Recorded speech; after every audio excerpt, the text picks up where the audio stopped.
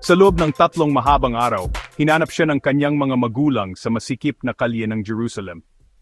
Taon-taon, pumupunta sina Maria at Jose sa Jerusalem para sa Paskuwa. Ngayon, kasama nila ang anak nilang si Jesus, isang napakatalinong batang may 12 taong gulang na puno ng karunungan at pagkamangha.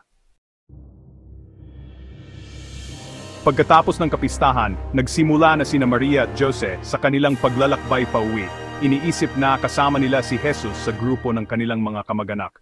Ngunit pagdating ng gabi, napagtanto nila na nawawala siya. Wala siya sa iba. Kung gayon, kailangan nating bumalik ngayon? Sa loob ng 3 mahabang araw, hinanap nila sa masisikip na kalye sa gitna ng mga manlalakbay at mga mangangangalakal. Ngunit walang bakas niya. Panginoon, tulungan mo po kaming mahanap ang aming anak. At sa 4 araw, natagpuan nila siya sa templo, nakaupo sa gitna ng mga guro ng batas, nakikinig ng mabuti at nagtatanong na ikinamangha ng lahat ng nakarinig sa kanya. Ang batang ito ay nagsasalin may ganitong punwa. Sino siya? Bakit mo ginawa ito sa amin? Luba kaming nag-alala. Bakit ninyo ako hinahanap? Hindi ba ninyo alam na kailangan akong nasa bahay ng aking ama?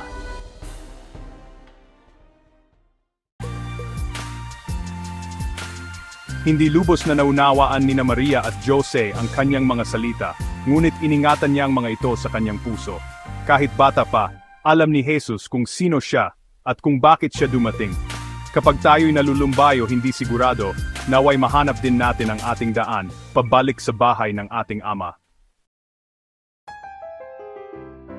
Ang kwento ng batang Jesus sa templo ay nagpapaala sa atin na ang plano ng Diyos ay maaring mahayag sa anumang edad.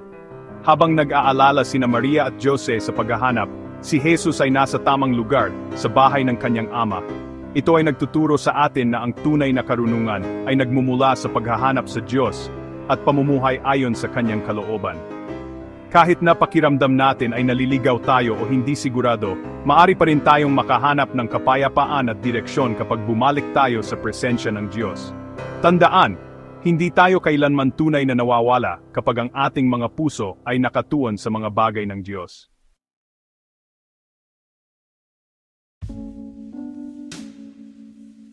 Manalangin tayo. Panginoon, gabayan mo po kami na laging hanapin ka sa bawat bahagi ng aming buhay.